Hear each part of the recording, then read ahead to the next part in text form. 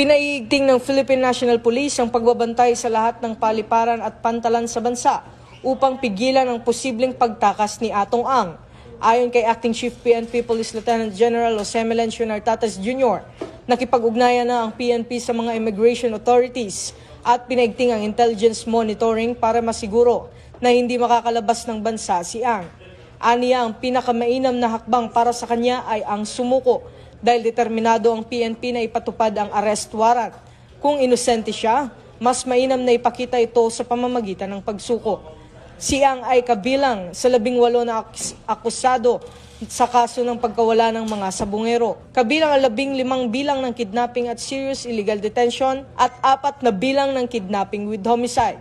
Ito ang bagong PNP para sa bagong Pilipinas. Serbisyong mabilis, tapat at nararamdaman.